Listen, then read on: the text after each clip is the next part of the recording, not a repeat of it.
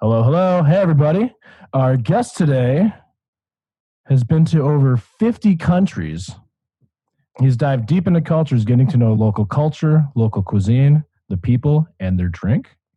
He's also the host of LostXpat, a YouTube channel dedicated to travel. He's got tens of thousands of followers. We're here to talk a little bit about that, as well as a little bit about what's going on with the coronavirus. Let's give it up for my friend, Bert Diggs. My name is Brian Shinborn. I'm an explorer of people, places, and culture. In my travels, spanning over 20 countries across 4 continents, I've had the pleasure of engaging in authentic conversations with amazingly interesting people. These are their stories, on location and unfiltered. Presented by 8B Media, this is Half the City. Cheers. First of all, cheers. Let's get that day drinking in. Gotta get a beer in while we're having this Corona lockdown time. Dude, it's crazy, man. It makes sense that everybody's talking about it. It's the only thing that anybody can talk about. But I think, it's nice to get a little bit of a break and kind of talk about other things too, right? So for the listeners at home, I'm in LA. Bert's currently in San Diego. Although we met each other back in Beijing, oddly enough, during our times there. How did we meet? I'm just trying to remember that, because I remember it was a pretty funny story. But the way we met was we were both sitting. I was sitting behind you on the train in Beijing going to the airport. We were both heading to the airport. That's right. Airport Express. Airport Express. And I was talking to this girl that was sitting next to me, apparently, that I was just kind of chatting her up, hitting on her in a kind of way in Chinese. You were kind of looking at me like, how's he doing?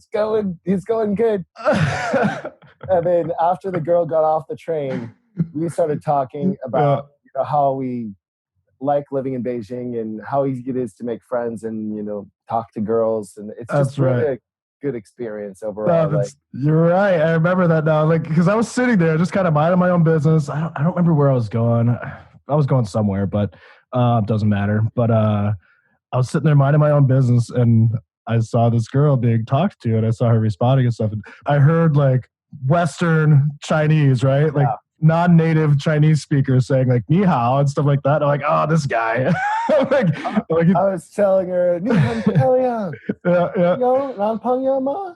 And that's you have a boyfriend, you're beautiful, and that's how I always talk to the girls. That's how it works, man. I mean, Chinese people are very, at least in my experience, like you said, it's very easy to make friends. They're very warm. They like to work hard, but they like to party too. They're very appreciative if you come and enjoy their culture and their country. And if you even make the slightest attempt at trying to learn their language, it goes miles. It really helps a lot when you're meeting the local Chinese. If you can speak even, a bit of Chinese, 30 different sentences very fluently, and understand 60 sentences or 80 sentences or just even 200, 300 words. It's good. It's all helpful when you live in China. Yep. That's for sure. Absolutely. And just, I kind of segued really quickly away from the coronavirus stuff. And we will get back to that. I know Bert's got some stuff he wants to talk about. Hell yeah. That's what I'm talking about right there. Cheers, man. Oh yeah. Just casual beers. But we'll get back to some of that coronavirus stuff as well, because Bert's got a pretty unique perspective on it, based on his experiences. But I want to kind of cover some of those things first, right? Tell me about how long were you in China? I mean, among other places. I want to talk about some of these other spots too. But how long were you in China, and what were you doing there? What was your overall experience? So right when I got into China, it was January 14th, and coronavirus was still just kind of an up-and-coming topic for Wuhan. We knew that Wuhan had a couple hundred cases possibly, and they didn't know, no one knew exactly how bad it was until 22nd or 21st. I think it was 23rd. They locked up Wuhan and closed it down. They didn't close the flights exiting Wuhan, going to other countries, but they locked the country up just to contain the virus. Right. I think they didn't know that it was so bad at the time, and how many people were really infected. It's such a big delay So they probably didn't know at that time that there was a 14-day lag on everyone who got infected and Hmm. how big the situation really was in the end. It was really a shock to everybody. I was in Portugal on January 5th and first heard about this virus, this pneumonia, and that's why I decided to buy a couple masks from the shop in Portugal, like Hmm. maybe 50 masks I bought or 25 masks. I just bought them randomly and just to keep them. And then later on, they came in really handy Hmm. after this all came out, Right. because there was no masks in Beijing. You could not buy a mask that was a proper surgical mask or N95. You would have to spend a lot more money, like 4 times the amount. Jeez. Well, I mean, but even just the concept of getting a mask when you start hearing about things happening, I mean, that comes from time spent in China, right? Like they're very like at least, in the time that I was there, people are very conscious, whether it's because of the pollution, the smog, right? Or whether it's, if they have a cold or something, like they'll wear a mask to prevent other people from catching whatever they have. Yeah. And you spend a couple of years there, like you and I both have. You kind of become. I don't say I ever got used to it because I hate wearing masks. It drives me crazy. But I'll do it when it's necessary. But even just knowing that that's kind of having spent that much time there, where you know you get used to that culture of people wearing things when when whatever is not perfect. It's probably an easier decision or more natural decision even to make, like when you're sitting there in Portugal and you're first hearing about this. Yeah, because you're getting on a flight for 15 hours to get back to China or go to the United States. I mean, you know that you're going to be exposing yourself Hmm. to more viruses. So, I mean, I didn't actually wear the mask on the flight from Portugal to United States, but from United States to Beijing, I did actually wear a mask for part of the flight because I was just a little bit, worried, paranoid, whatever you want to call it. In the end, it was for good, for the better, for everyone's better. Because Yeah. I think I did actually have a little bit of a sore throat when I was leaving America to go to China. I had like a little sore throat, so I was wearing a mask. People were wearing masks actually on that flight because they Hmm. did hear about this pneumonia in Wuhan, and That's so that crazy. was the 14th of January. So you were in China on January 14th. How long were you there before you came back to the States? Oh, I was in China until February 6th, but I didn't come back to the States on that flight. I Oh, went to Malaysia for about sweet. 20 days, and then I was in Indonesia for almost a month. So I was outside of China because I just wanted to get out of China. I didn't know Yeah. how bad I was going to get. By February 6th, when I was leaving, already you could only go to very select countries like Italy. You could go to Malaysia, Thailand. You could not go directly to Singapore. You'd have to wait in Thailand if you want to go to Indonesia or Australia. Like these two countries decided they need people out of China for 14 days before they'll accept them into Australia or Indonesia or Singapore. So you had to self quarantine even that early. Yeah, kind of self Your flight. quarantine. It wasn't a mandatory quarantine. It was a quarantine that I decided to do with Mhm. myself because I don't want to be one of the people spreading this virus. So I'm Absolutely. always very careful. I just Yep. wanted to quarantine myself a bit. I still went out, but I wore a mask if I went out. And I stayed away from people, like at least 10 feet away. I typically stayed. There was some little roads in Malaysia where you really couldn't stay 10 feet away, but I did my best to wear a mask and waited the 14 days until I took off the mask anytime I was outside. I want to get back to Malaysia and Indonesia because I love those countries, but I'm curious first, like you were in Beijing for what, like 3 weeks, it sounds like. What was the overall like feeling or vibe while you were there during that time? The feeling was like a ghost city, like an apocalypse, just kind of like it is now in America. Right. It was really interesting to go out and kind of film. I was also very careful when I went out.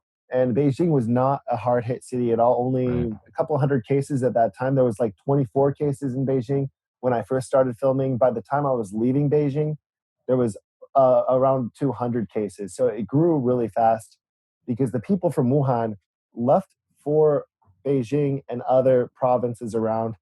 And luckily, they didn't go to Beijing that much. They mostly went to Hangzhou, Fujian, and also they went to like Shanghai area, just those So the areas. like more nearby cities, right? So for those that don't know Chinese geography, Beijing to Shanghai is roughly the same distance of like I want to say San Francisco to San Diego, No, it's a or is it further? 5 hours, 5 hours on a bullet train. Right. So, um, I mean, it's like a It- 3 hour flight. 3 hour flight. I mean, yeah. Well, so San it could be more like Diego, it could be like Boston to like Orlando. it's almost like that, but not Yeah. quite. It's Yeah. it's kind of like that. Yeah. Maybe Boston to Virginia. Okay. Yeah. That's pretty much close enough, I think. Anyways, it's a fair distance, and those other cities like Wuhan it's fairly close to Shanghai. It's not it's much further away than Beijing is, anyways. And then Fujian is near the sea. Close to Hangzhou, Taiwan. basically the city that is on the sea with the Straits of Taiwan, with Taiwan on the other side. And then Hangzhou is it's next to Shanghai, anyways, right? Pretty Yeah. close, yeah. So Hangzhou, very close to Shanghai, and then you've also got Suzhou, very mhm, close to Shanghai. All of Anhui is pretty close to Shanghai. mhm, That's really famous for the Yellow Mountain, mhm, Anhui province. And yep. then I don't know, there's just a lot of different places. Shanghai is actually a better place geographically because you've got a lot of interesting places around it.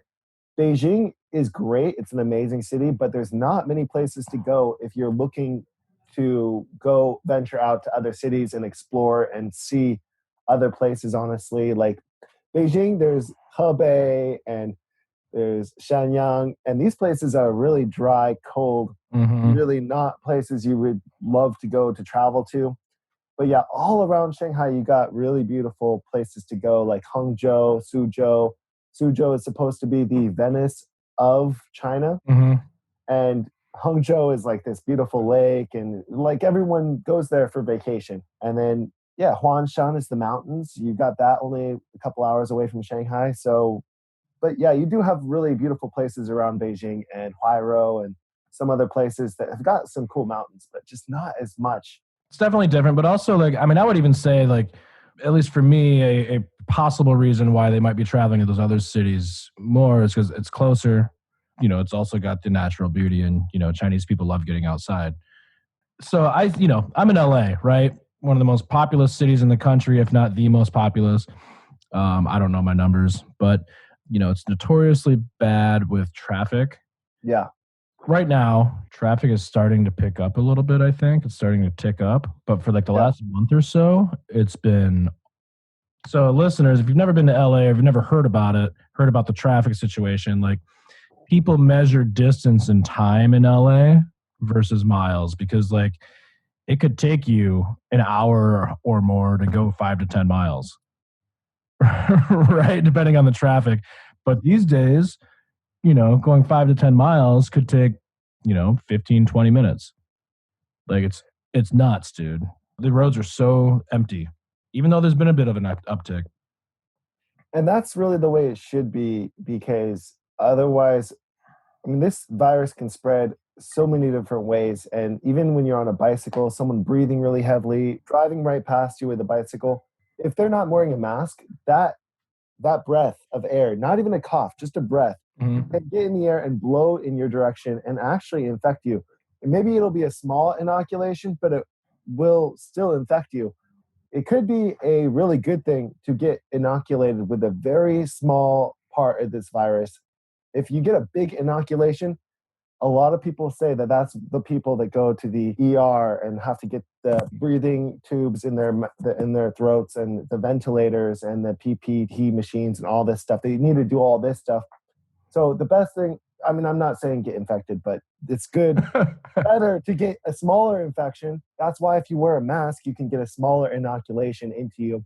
And if they're wearing a mask, it's also a smaller inoculation into you. So if everyone is wearing a mask, everyone is giving each other less dose of this virus. And if not, even just eliminated the virus completely. So that's why I think everybody should have been wearing masks many months ago, or even just a facial protection type thing, even though it may not be a CDC certified mask, a N95, whatever surgical mask, even just a cloth towel, napkin. The best napkins, they say, are the blue napkins they use to dry cars a lot of the time. The blue napkins. Yeah. Have you heard about this? The blue Mhm. napkins inside of your mask. Like, this is the best way to protect like, it blocks a lot of that air, the virus particles, the breathing particles. So yeah, there's actual studies been done on the best materials that we can actually get access to right now. That blue fiber, what they wash cars with, it's What is kind of, that cloth called? I'm gonna look it up real quick. Hold it's on. disposable. I'm from Michigan originally, dude. It's a big car state, so I know what you're talking about. Blue cloth for cars. What the fuck is it? It just says 50-pack blue shop towels. So shop towels.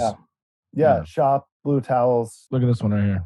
Scott shop towels. Exactly. That's exactly what they say. That's a 200 pack right there too. So that's a 200 shop towels in a box. You can just line that in front of a t-shirt or something, right?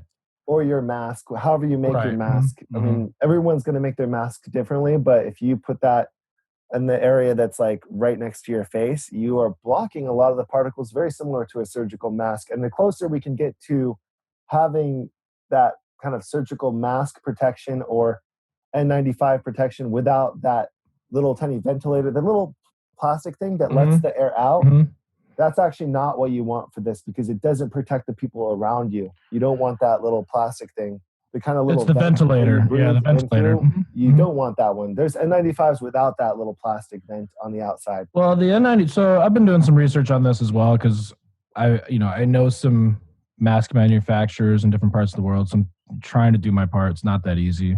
It's kind of a shit show right now as far as all that's concerned. But I have learned quite a bit about masks over the last couple of weeks because of that. And from my understanding, the N95 just basically means that 95% of particles that are in the air that you would inhale are blocked. So you're only getting 5% of whatever that is. So, whether that's a mask with a ventilator or without a ventilator, it's still the same amount of blockage. I don't know if it's called a ventilator. It's just that little plastic thing that is. Or maybe it's not maybe you're right. Maybe it's not a ventilator, but I know what you're talking about. Yeah. It's that plastic piece where it's like it lets you breathe easier. Yeah, we use those things in Beijing when the smog is really bad, because you want to breathe in a little bit easier, but you also breathe out easier too with that little plastic thing there. And so for smog and pollution, that is the perfect mask. So that's what we were using in Beijing whenever it got to be very high PM 2.5, if it was super high, and it makes it so like you breathe out easier. You can breathe out the particles that are coming from your mouth, your lungs, but unfortunately that's exactly what we don't want. Right, because then if you're infectious or you're contagious, then it doesn't stop that spread. Yeah, and that's the whole point. We just want to cut this thing down and make the R naught, which is the transmission level. So this one has got an R naught of one person is infected and it infects 2 to 3 people on average, no matter what we do. And if we really bring this down, we can bring that R naught down to below 1, which will make this virus go extinct. But it's going to be very hard for that, considering this virus is a airborne virus that all you have to do is breathe in a room for a certain amount of time, and you're going to infect anyone that walks in the room. Well, it's crazy how much information is coming out about it. Like at first they were like, at least the U.S. government at first was like, don't wear masks, it's not going to help. Then they changed their fucking mind, and then they're saying, oh, it's 3 feet of distance, now 6 feet. And I read something the other day that said it can spread on the sole of your shoes up to 13 feet.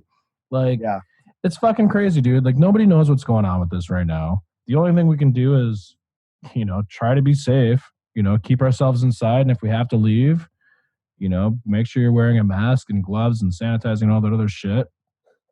Yeah, definitely.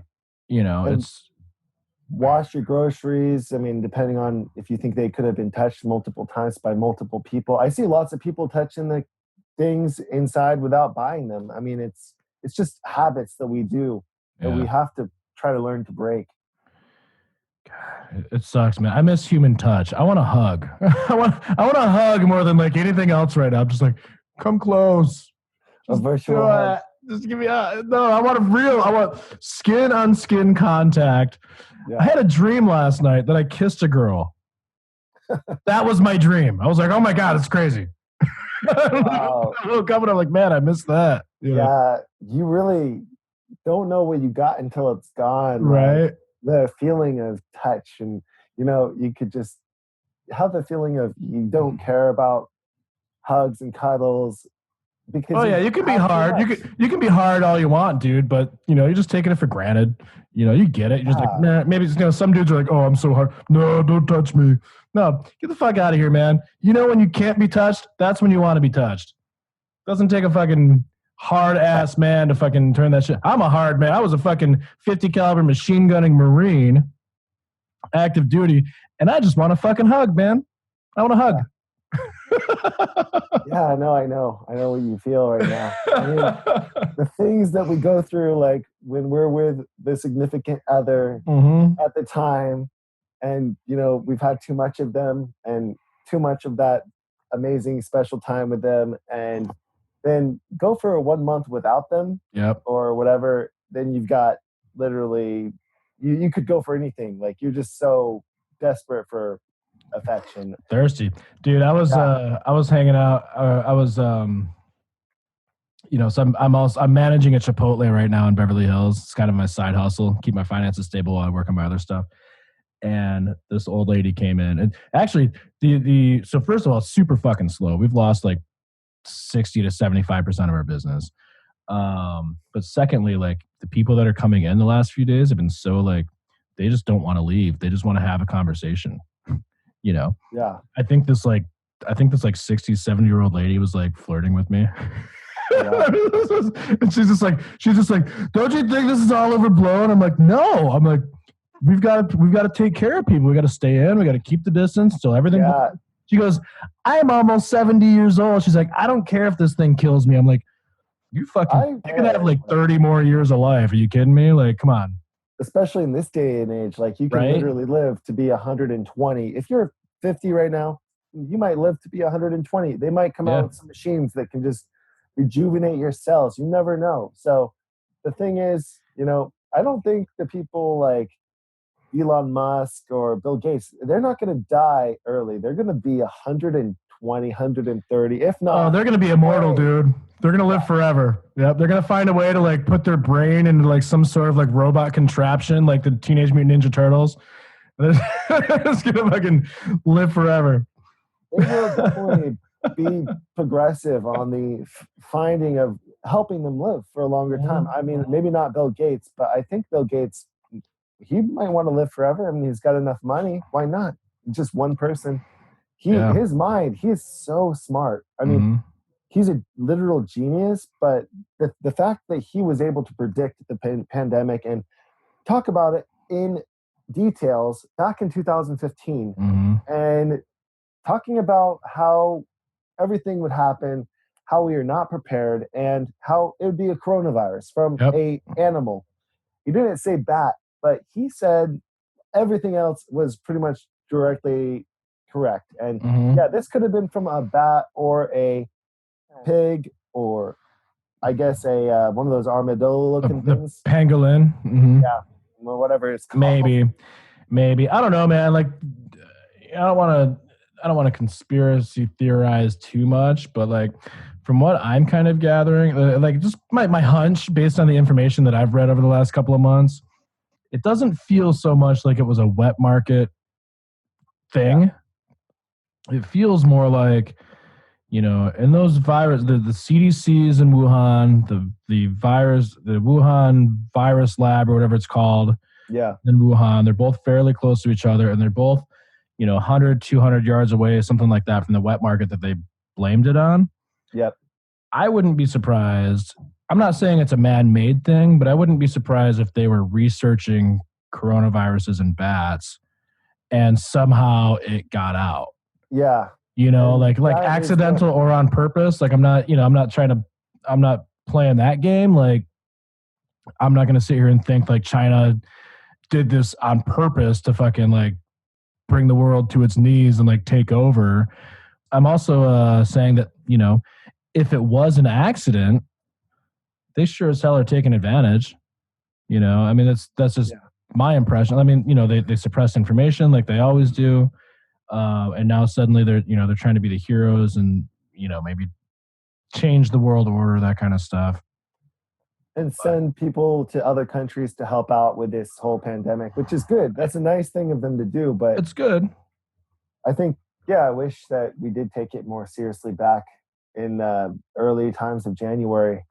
And I guess it was really unforeseeable that it would come to this, and how it could be 14 days dormant in your body and spread and get so infectious and so contagious with the people that you come in contact with. Even though you have no symptoms, it still is going to be giving you, all the people around you, presents they don't want.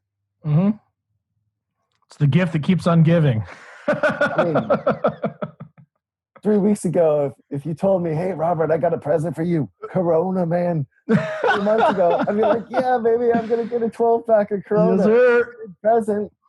And now it's definitely not a good present to get.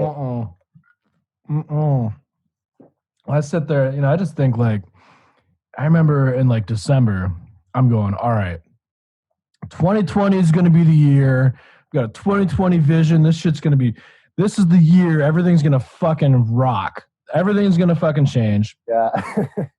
Here we are over a quarter of the way in, and the entire year has been fucked. I'm just like, I hear this thing goes away by April. Yeah. It's going to be all better by April. We got 15 and we're going to be down by 0 by next week. It's going to be 0 by next week. It's going to be magical. It's going to be as if this never happened. Yeah, right. Dude. So LA, I don't know how San Diego is, but LA is like, I guess California in general is shut down till May 15th for sure. But dude, I tell you what, based on, did you hear the governor's press conference the other day? He was talking about the criteria to reopen. Yes, he's saying that we have to wear masks. If you work in the restaurant, you got to wear a mask and maybe a face shield and gloves and whole new procedures. Like, we're not opening up in the way that we think we're opening up. We're going to be in a bio containment center everywhere. It's going to be a safety zone, yeah. But like exactly what we should be doing.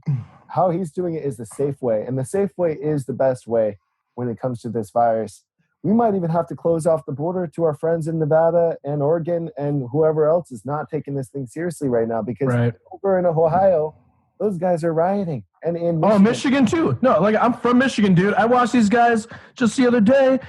They did this whole fucking riot in their cars, and then they all get out of their fucking cars and go to the state capitol. Like, what better way to fucking kill yourselves protesting, assholes? Like, Jesus Christ. It's almost like now is the time for survival of the fittest. This is the Darwin Awards right now. This is how we're going to avoid idiocracy from happening. Yes. Idiocracy. All the dumbasses are going to die from protesting. And it's not funny, but it's not. Actually, what will happen is the irony. What will happen is actually their grandparents will die, not them. They're going to be okay because their immune system's fine. They're going to be spreading this thing with their parents and their grandparents and whoever else has got a little autoimmune disease. So what they're doing is really not fair to anyone. It's not them who's going to die. If I get corona tomorrow, I'm probably not going to die, considering I'm drinking a smoothie every day with kale, blueberries, lemon peel, lemons, just so much good stuff in there. And then I'm taking my zinc, taking my D3, taking my vitamin C. These things are the corona killers. Nice. And I mean, people are talking about corona cures. There's no corona cure. There's only making your immune system very high and very alert to make sure that you're always going to be killing that corona. If you end up getting that corona, at least you're not going to be getting it in your lungs. You're going to be cutting it off at its source. So the more zinc you got, the more vitamin D3, the more vitamin C. You get D3. D3 comes for free. It comes through the sun.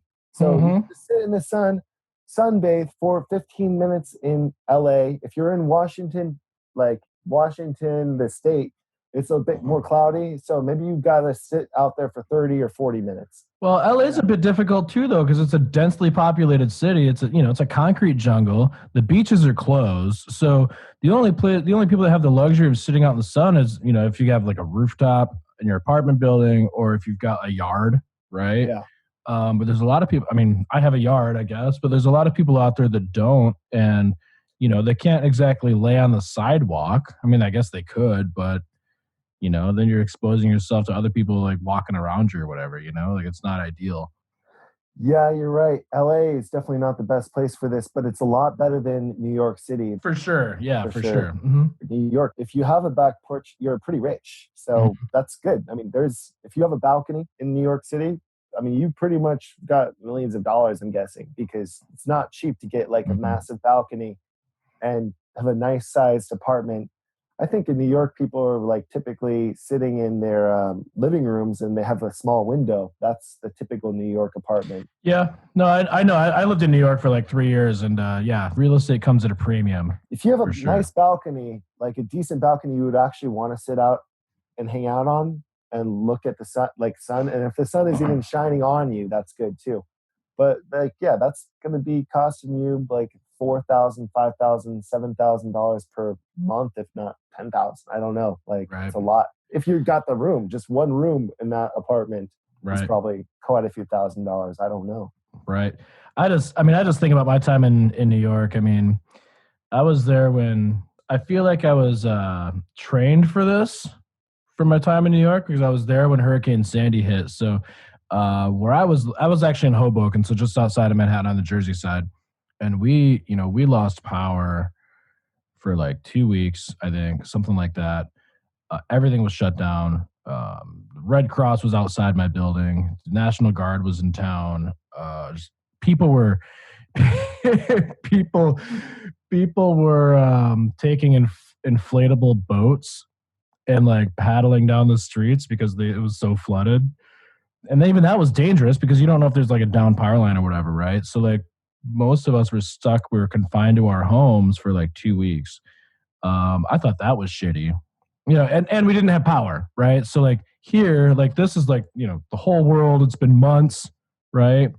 At least we have power. At least we have the ability to, talk to each other from LA to San Diego or other parts of the world or wherever your families and friends may be from. We have that ability to see each other.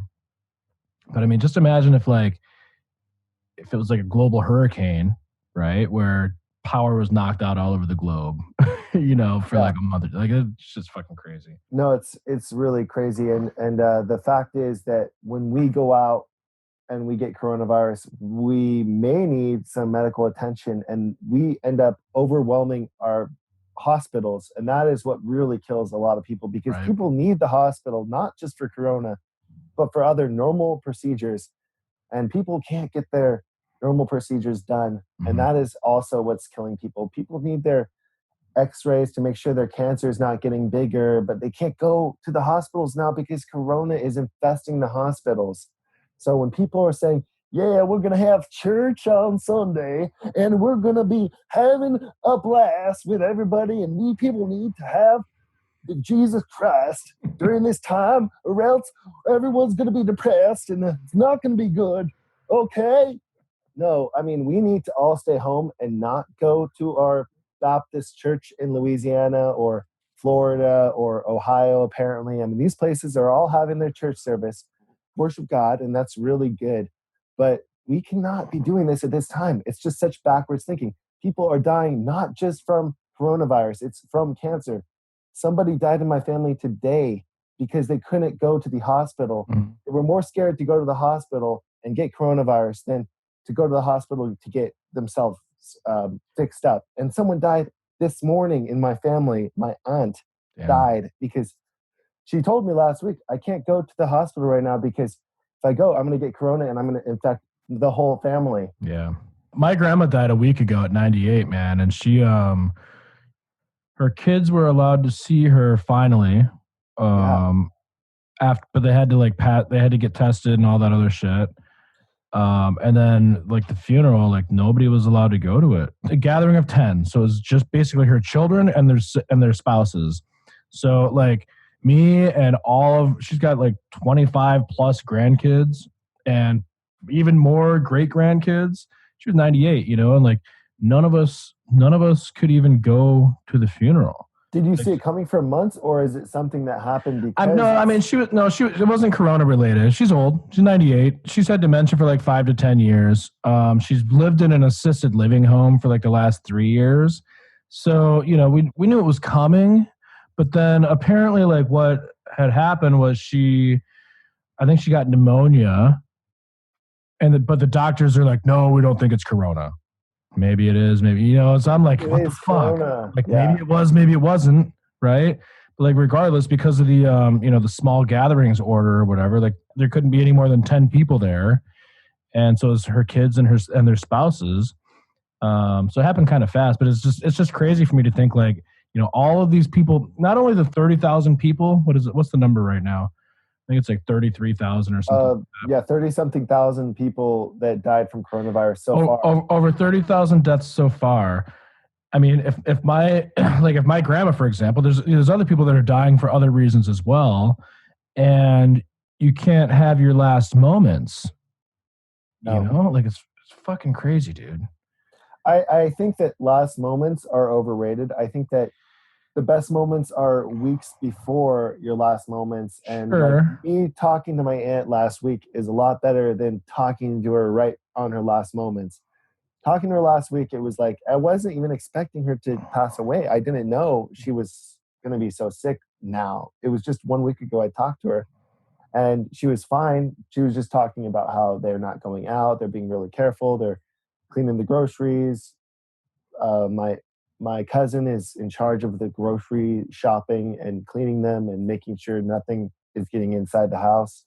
But the fact is, Pennsylvania is affected so much with the coronavirus. I think they've got more numbers now than California, and Pennsylvania is a smaller state. It's a big state, but it's a smaller state than California. Mhm. So she's in Pennsylvania right now, and that is why she did not go get her normal routine doctor to check her up and make sure that she's fine because of coronavirus. I mean, that's the real reason we are like ending lives early because of coronavirus. And that just goes back to that lady that I was talking to at the store. She said, "Oh, I'm almost 70. It's okay if it kills me." I'm like, It's not okay. fucking nuts. People are suddenly protect other saying, yes, people. let's die. Yeah. And that too, of course. Anyways, stay Yeah. safe, people. I want to talk about something else. Yeah, let's talk about something nice. We've been hammering pretty hard on the coronavirus stuff. I want to talk about some lighter stuff. I want to talk about some good memories. Like, I want to talk more about the travels. Like, I want to share some travel stories, man. Like, Yeah. So how long were you in China, like in total? Because you were there for a while. Yeah, I've been living in Beijing for almost 10 years. It's coming Wow. up on 10 years now. So, yeah, it's actually a full on 9 years, but yeah, almost coming up on 10 years. And I really love Beijing as a city, and coming there for vacation is also really fun. That's how I originally fell in love with the place because, going out, clubbing, you never know how your night is going to end. It's the most exciting thing to go out, and you just don't know what will happen. When you expect it to be home by 11 or 10:30 at night, you're like, yeah, this is a quiet night. I got to work tomorrow, 7 in the morning, got to teach some classes, A, B, C, D for the little babies or something. When I first came to China, this is what I was doing. But yeah, you just decide you're going to be going out for a couple of drinks with your coworkers, and then you end up, it's 7 in the morning and you are still out, and you're like, well, now I got to go to work. Dude, I know. Like, I was there for less than 4. I was about 3.5. But when I went to China, I had never been there. I'd never been to Beijing, never been anywhere in China. My Asia experience was limited to Japan at that time. So I didn't know what to expect. I didn't speak the language. I didn't know anybody. I went because I was going to try to find my path, right? Find my passion or purpose or whatever. But one of the things that I found amazing was the Chinese put such an importance on guanxi, which is, it's a Chinese term that basically means relationships, right? And like that's how they do business. That's how you like go places in the world, move up, whatever. A lot of building that Guanxi is sitting around a plastic table and chairs outside of a restaurant, eating a shitload of food, drinking beer, smoking everybody else's cigarettes because they've all got regional cigarettes. That's the reason I started back smoking. Actually, I didn't smoke for 9 years until I went to China. Now that's a habit I got to kick again. But you got to play with them, right? You got to play, and you're eating, Yeah. drinking for hours, smoking cigarettes. Eventually, the baijiu comes out, the Chinese rice wine. Especially at those weddings, you got a lot of baijiu with those grandmas that want to drink with you at the weddings. Like if it's an old grandma, of course you're going to drink with the old grandma. Like she only drinks every year and she's having a great day to that day, and you're going to tell her you're not going to drink with her. So yeah, you have to drink the baijiu. I've never actually been to a Chinese wedding in China. How is that? Like when you first get to the wedding, everyone is a little bit awkward and not really feeling really that like friendly. And then right about after everyone does like the first three toasts, they start warming up to you. And as the only Lao Wai, the only foreigner there at the wedding, you're getting asked to drink with everyone. When I say everyone, I mean everyone. So you got to tell them, oh, 少一点那个白酒太基督太高了. That alcohol is too high portion. I need to get less. Yeah, like basically give me a small shot because alcohol is too high and I'm going to get super drunk. Yeah, and then those grandmas are saying, no, ganbei and like full glass and drink it all. That's what the grandmas are doing to you. And you're just like, oh no, this is not good. After about 20 shots of baijiu, 58% alcohol, right? You're feeling pretty ripped. You're having the baijiu burps come on right about now. Yep. Baijiu burps. I want to describe baijiu first. So before you get into the baijiu burps, let me describe what baijiu looks, smells, and tastes like. Okay, so you can get baijiu. Baijiu is the number one selling alcoholic drink in the world because it's the drink of China. It's like the national drink of China. Purely by mass, everyone drinks it. 1.6 billion people, most of them drink it. Yep. You can get bottles of baijiu from as cheap as $2 to like thousands of dollars, right? Exactly. The cheaper stuff, it all looks like water or vodka or whatever. It's clear, right? The cheaper stuff smells like paint thinner. And I think it might even taste like paint thinner too, now that I think about it. Like it's just, it's rough. It's rough. So there's a pineapple flavored baijiu that's a little bit more easy to drink. It still tastes horrible, but the pineapple one, you know what I'm talking about, right? The one that's a pineapple flavored baijiu. It masks the taste a little bit, yeah. That one is only around 35 to 40% alcohol, which is a lot more doable than the Arguoto baijiu, which is the North Chinese style baijiu. The Arguoto is like, that's the real stuff that puts hair on your chest, and it's literally like rocket fuel. Once that's the warrior's drink, yeah. It automatically just makes your throat hurt, and you already feel your liver working really hard after just one sip of that stuff. The next day, you just kind of, if you can remember what happened that night, you'll realize, that's a big if, though. Yeah. You will realize you don't want to drink baijiu again. For real. Until the next time they push you into doing it. Yeah, so normally you're not going to get pushed into drinking crappy baijiu. You're going to get pushed into drinking the like $50 range of baijiu, maybe $30, $40, $50 range. So that's a bit easier. It's a bit easier on the lungs and the stomach and the taste buds for sure. The baijiu that you're talking about, though, is the one that you get from the supermarket called Arguoto. This is the baijiu that kills people's liver a lot faster than the other baijiu that they say is better. But yeah, they're all pretty bad for you. I mean, Arguoto directly translated means two fish head. So, I mean, take that for what it is, right? Yeah, no, it's... So the best baijiu that you can get is in the southern province, made in like like a special old factory or whatever. It's called oh, what's it called? Oh, sorry. There's Arguito, and then there's the okay. No, I know what you're talking about. I just can't think of what it is right now. It's Uh, oh sorry. shit! What the fuck is it? Hold on. I've drank it so many times. I So many know. Me times. too. It's Sorry. Hold on. I'm gonna look it up. No, no. I can remember. Wait. I'm looking it up. I'm gonna beat Okay. you to it.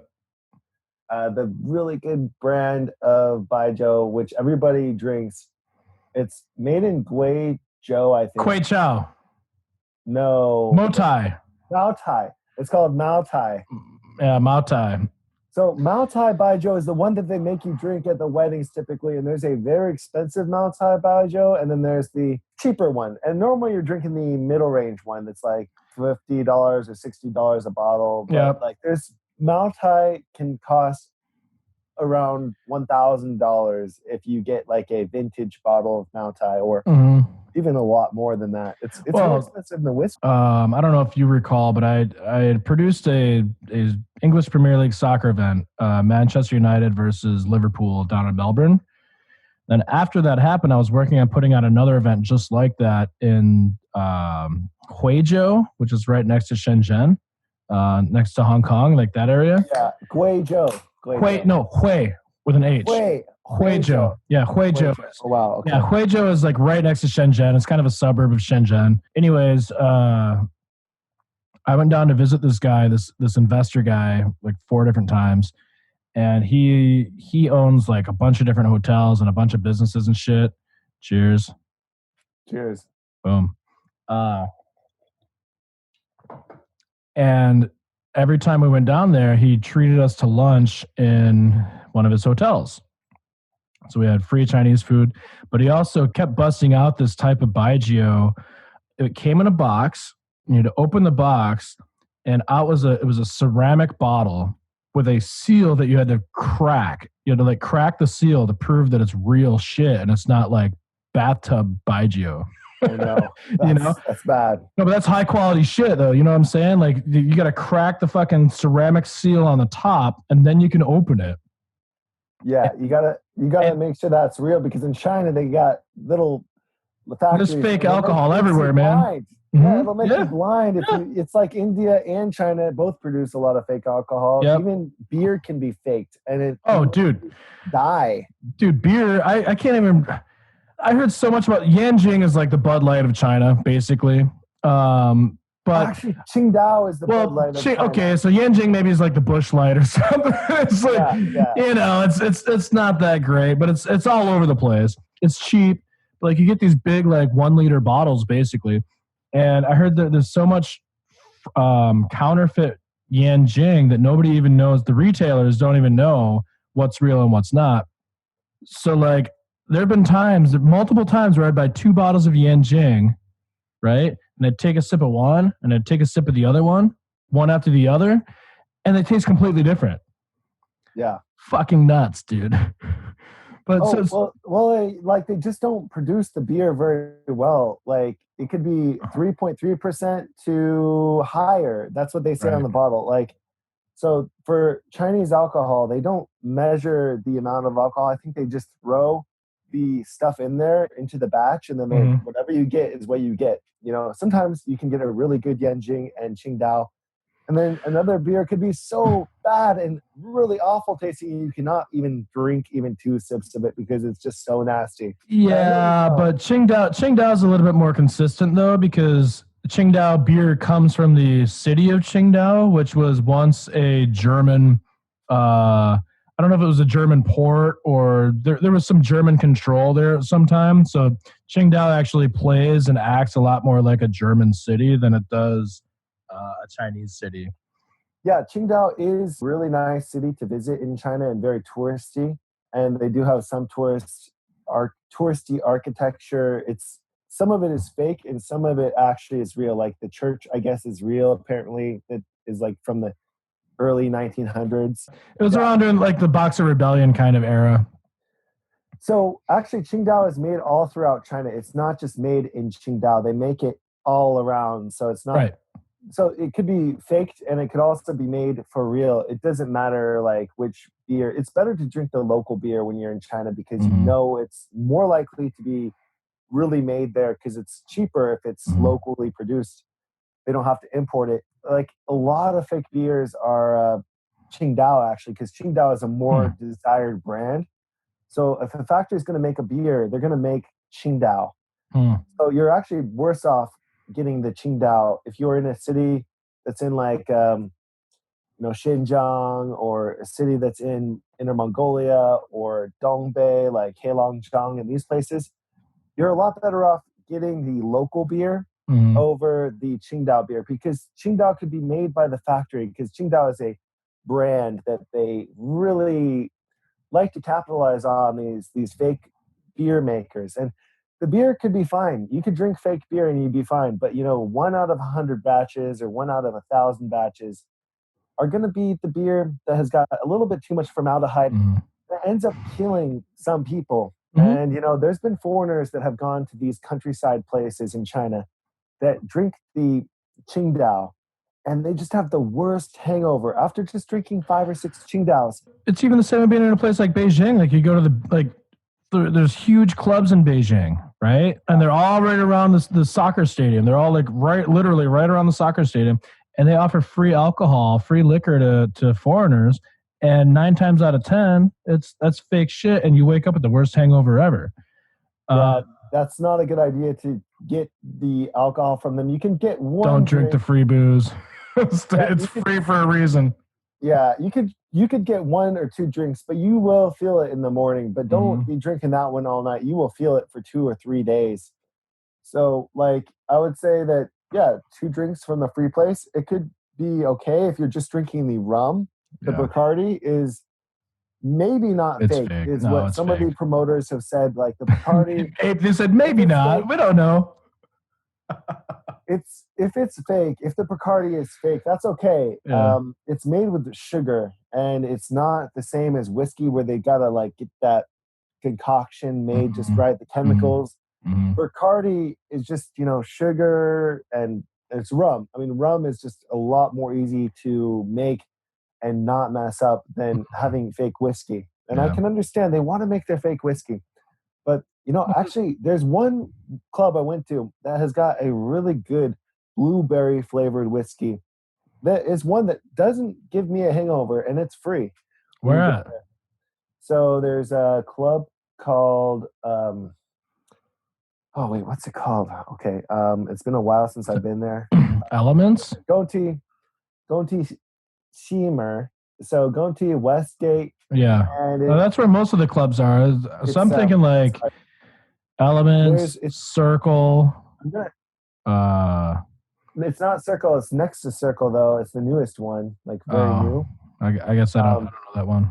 You probably have been there before. I've been away for 2 years, though, dude. So, I mean, it's been around for 2 years. It's been there for 2 years. So, anyways, sorry that I can't remember the name, but no worries. It's the same place that Live used to be.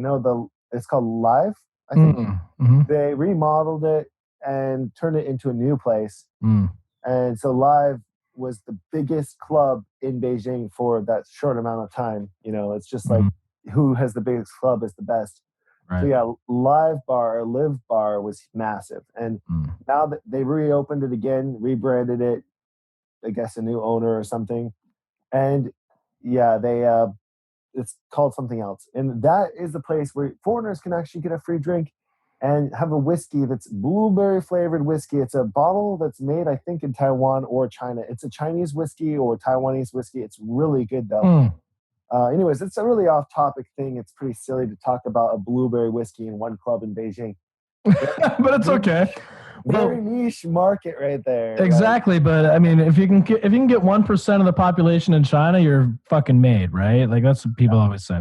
But no, so we went off on this little tangent, but I'm sitting here thinking like the whole thing about that was like this guy treated us to lunch and baijiu. They had to crack with a ceramic, like the top was ceramic, and he had to crack it with a hammer, kind of thing. And he would go around from person to person. Like we had a table of the big round table, right? With a lazy Susan kind of thing in the middle, like you so often see in China. right? So you can move the food around.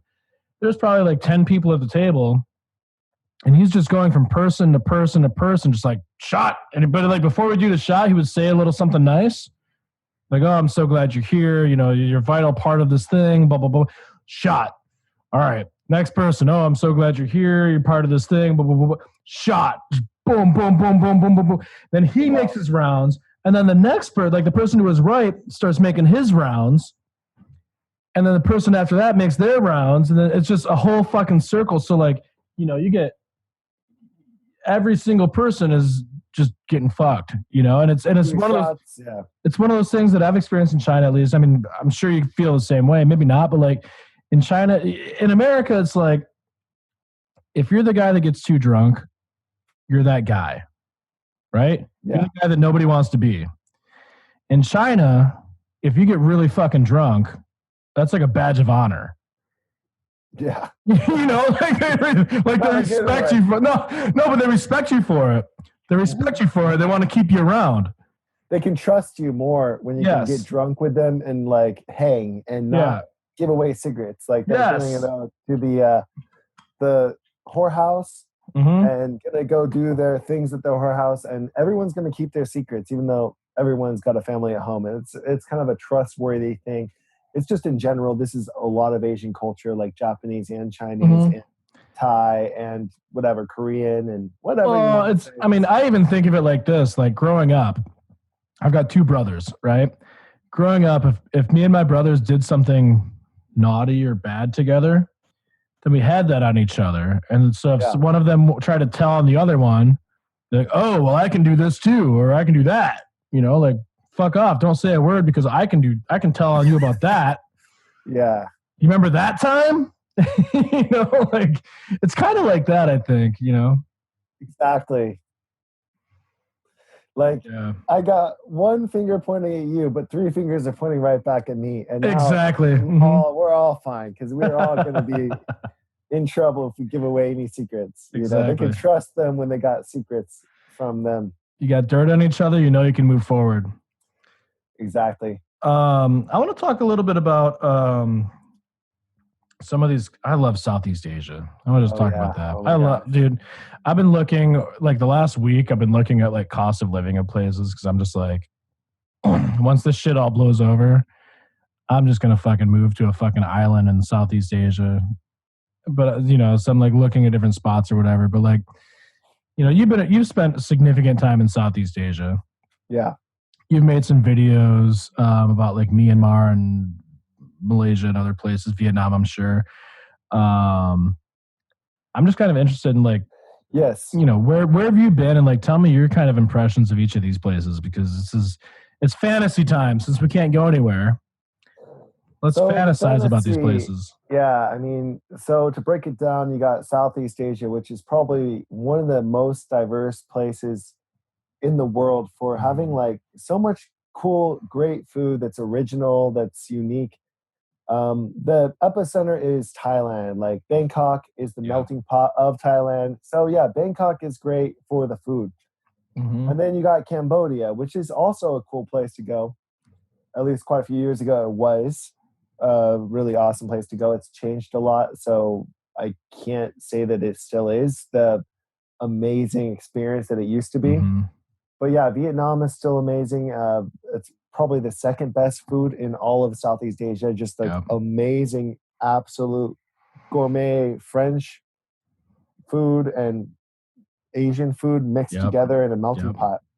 So don't get me started on Southeast Asia. I really love it. I am getting you started on Southeast Asia. Let me ask you about Cambodia. I've been to Cambodia. Okay, I spent since you went there 5 years ago. 5 years ago, 5 years ago, I spent 8 days in Cambodia. I love Cambodia 5 years ago. Well, let me tell you. I spent 4 days in Siem Reap, where Angkor is, Angkor Wat, whatever. That's a good amount of time. Yeah, Angkor Wat's a great place. That's about as much time as you want to spend in Siem Reap.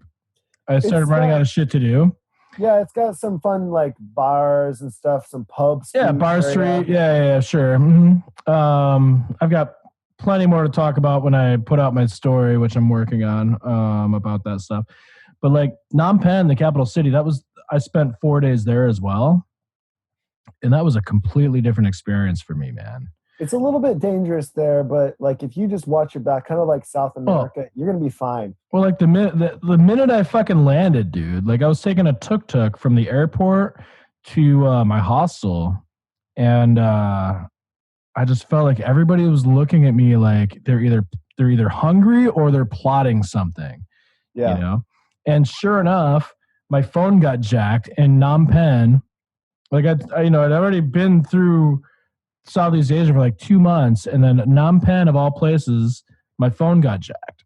Yeah, no, it's definitely like the South America of Southeast Asia. It's a Mm. little bit wild west over there. I don't know another place that's got so much stuff going on as far as crime goes out of all of Southeast Asia. I mean, there's some pockets in the Philippines that could be not so good, honestly, and Yeah, but even Vietnam could be bad in some areas, yeah, in some cities, and Thailand too, and everywhere's got some pockets, but but Phnom Penh, Cambodia is unique though, and here's why. Like, if you understand the history of Cambodia, right? Like in the late '70s of the Khmer Rouge, when Pol Pot took over and said, "We're declaring this year zero," and they committed genocide on their own people. They were killing everyone that was educated, plus their parents, their grandparents, whatever, plus their children and all that shit. Um, to quote Pol Pot, it was something like completely killing the tree from branch to root, right? They eliminated an entire multiple generations of educated people, So like, I feel for Cambodia. I love Siem Reap. I want to go back to Cambodia and hope that it's getting better. And they have been getting a lot better over the last 5-10 years, from my understanding. But there's a whole generation from like '79 to like the late '90s, basically, that it was a country of just uneducated people. And so when you have some of that, sometimes the crime can be a little bit higher because people are struggling for food, they're struggling for their way of life. They're struggling. Everyone's the entire country is struggling together in this communistic utopia. Facts are the facts, right? I was just going to talk about these days, Cambodia is changing and it's not in a good way. So Siem Reap is okay. Siem Reap is almost the same as it always was. It's got Mhm. more Chinese tourists, which is really good. I like Chinese tourists bring a lot of cash and a lot of things coming into the economy. So it's really good. And the people in Siem Reap speak amazing English. Their English is almost like the level of like Friends, the Yeah, that's Friends pretty TV good. show. Hmm. Friends TV show. They all grew up watching Friends. So they can all sing you the Friends theme song. If Hmm. everyone is it's like you're back in second gear. Okay. Okay. That hasn't been your day, your week, your month, or even your year, That's because this year. I'll be there for you. Yeah. That's this year for sure. It's not been our year. It's It has not been our anybody's day, year. our week, or our month, or even our year. God damn it. Friends needs a comeback. I'm calling for it. Yeah, they should do one Friends episode. So, anyways, Laos and Cambodia and some places in Vietnam that got into tourism, they all grew up watching Friends and they learned English from watching Friends. Honestly, it's the best Well, English no. class. I'll be honest with you. My best friend in Beijing, he's a very successful dude. Shout out to Aaron Kaisen. He speaks excellent English. Excellent. He learned his English by watching Friends. Yeah, exactly. He's embarrassed to admit it, but he's told me. And dude, his English is phenomenal, and it's because he watched Friends all the time. Yeah. Yeah, I mean, as boring Friends is now to us, like now we've got all these other new shows that. Well, we've also seen it like 5, 6 times, 20 times, whatever. It's like it's old news for us, right? But yeah. Rachel Ross breaking up and all the drama, and season 9, season 10, Right. it went on for over 10 years. It was such an amazing show, and it taught so many people English in the tourism industry in Cambodia. Mm-hmm. All they did was they didn't go to school; they just watched Friends, and that was their life. I mean, imagine that. Yeah. So yeah, those people in Laos that speak really good English and Cambodians. I don't They know anything all about tell Laos, you, dude. I don't know anything about Laos. You yeah, can enlighten me. they both they both love Friends the same. Like any place you go, they're Mm, watching Friends. At least 5 years ago, they were all watching Friends. Maybe not sure. now. Maybe they're watching Big Bang Theory now, but Cute broke girls. That's big back in Asia. It's big in back in Asia. those days, like 5 or 6 years ago, Mm, they really that was their thing, was watching Friends yep. and learning English as they were growing up. And anyways, yeah, it's just a fun time in Southeast Asia. I love Cambodia, but it's got its problems. I think that, you know, Sihanoukville, which is Mm-hmm. the southern area that's got Mm-hmm. the beaches, Mm-hmm. that area has been transformed into casinos that are made by the Really? Of Chinese, and it's just changed so course. much. I was there just 5 years ago, and it was amazing. It was such a paradise for any traveler. Yeah. Just wanted to go to the beach, but also hang out at some bars on the beach, and go to some islands, and you could stay on the island. I mean, I got bit by a spider right here on the island, and then 3 days later it turned into this big Oh massive shit. arm infection, and I had to go back to the mainland in Cambodia. I met this doctor. He was actually from China, very nice. He's from Hunan, and I was speaking to him in Chinese. Mm-hmm. I said, 我是老外，我有没有钱可以你给我便宜一点儿? I said to him, I'm a foreigner. I don't have too much money. I lived in China for many years, and I also teach kids English. And that's why I make very much cheap price on my arm, which was like double the size at the time, like literally all red. And it was a massive Jesus. infection. Like the guy poked a hole in it and pulled the pus out. Oh God. And like literally it should have been like a $300, $400 thing, even in Cambodia, maybe just $200 thing. In the end, I told him I got only $30 to spend or whatever. And when I got up to the front desk, it was only $30. Like the guy gave me such an amazing deal Wow. because he was just nice. And I was nice to him, but I spoke some Chinese, and he's from Hunan, which I Mm-hmm. love Hunan. It's a great place. Hunan's awesome. And yeah, like he just got all that infection out of my body, and then he gave me some antibiotics. So in the Wow. end, yeah, like normally a doctor would be like, well, I can't do the bargaining. I can't bargain on this. Like it's this price. Mm-hmm. But yeah, it depends. If you're in America, they're gonna still charge you. They're gonna send you that bill over years, and you're Yeah. gonna get in trouble if you don't pay that eventually. But luckily, this guy was just so nice, and he ended up just charging me $30. I'm sure everyone else in that place, which I also was translating for him. So there was a Cambodian guy that spoke only Chinese that worked at the hospital. There was a Cambodian lady that only spoke English in Khmer. Hmm. So Khmer is the language of Cambodia, which you know. Mm-hmm. Khmer, and then the Chinese guy spoke only Chinese, literally. So I could speak Chinese and speak English very well. So I actually hung out at that hospital for many hours because they were giving me an IV of antibiotics because I needed that. It was Mm-hmm. really a serious infection. And I was hanging out and I was watching them do their translation because that day the Russian doctor was not in the building. It was Mm-hmm. just the Chinese doctor, only one Chinese doctor, and then the Khmer guy that speaks Chinese and Khmer. And then there was a lady that speaks Khmer and English. And Hmm. so the Chinese guy is playing telephone with the Khmer guy that speaks Chinese and no English. He just speaks Khmer and Chinese. And he's an old guy. And the reason why he speaks Chinese is because he's from that time period where they were learning Chinese very well in the Pol Pot era. He's like 50 or 60 years old, Mm-hmm. that translation guy. And that's his job, is to translate for the doctor to Khmer, and then Khmer to English is from that lady. So this is a really complicated telephone game of languages.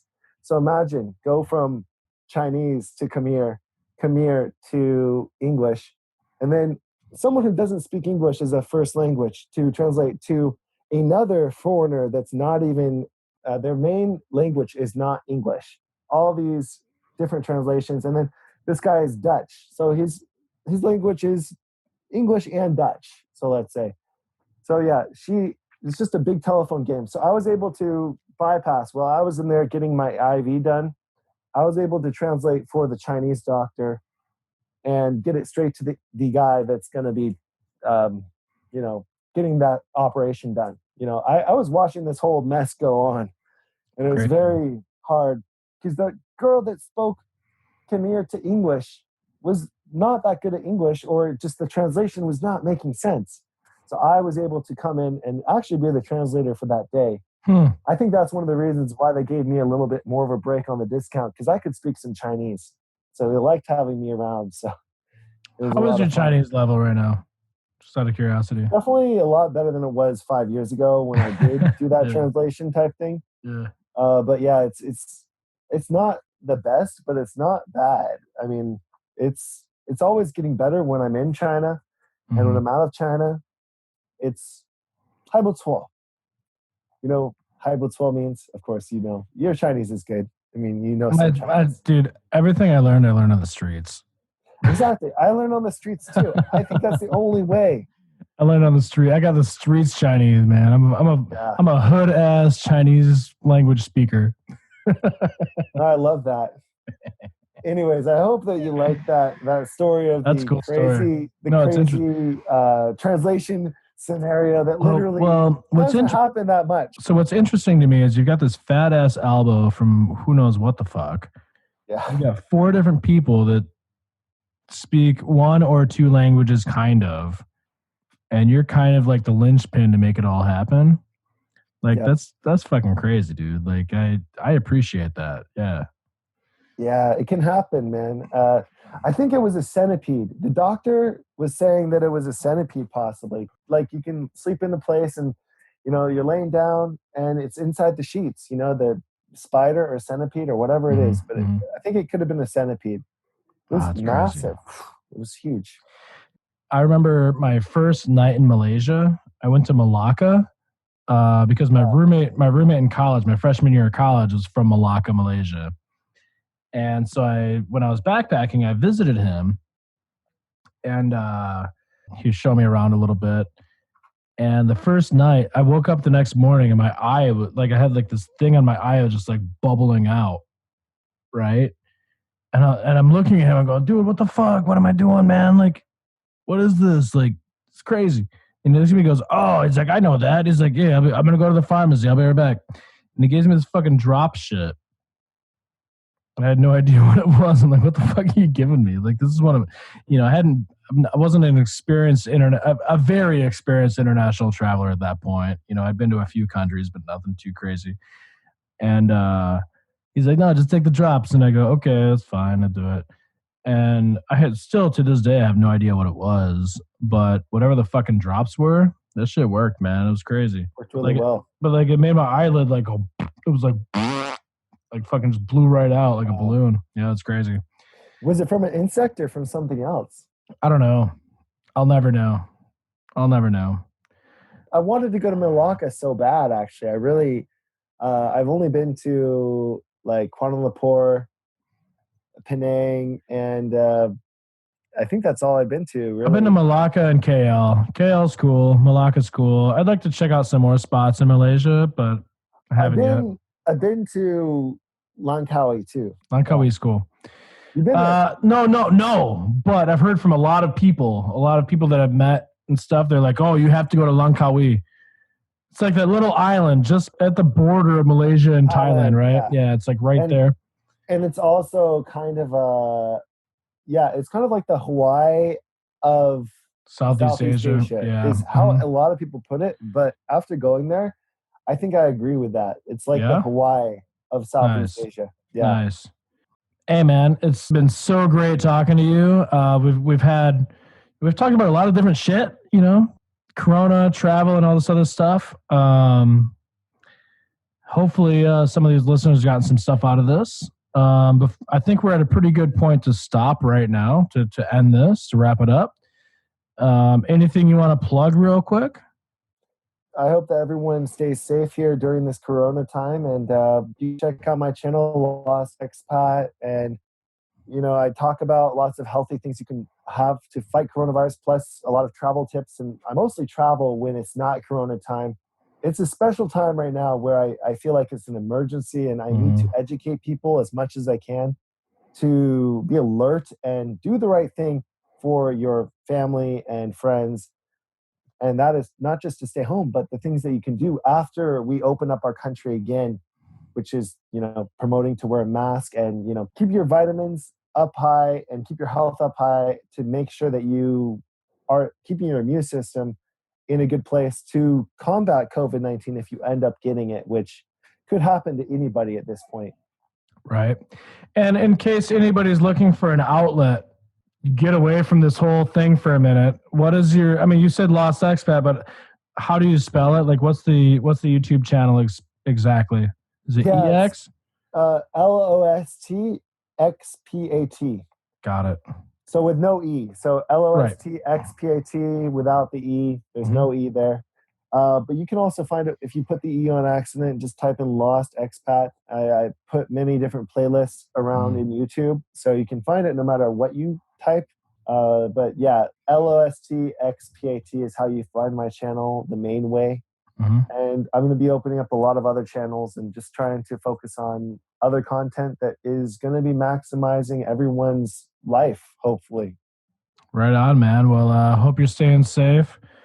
Hope your family continues to stay safe. Same with everyone else out there. Appreciate the time we've spent together, and it's going to happen again. Bert Diggs, everyone.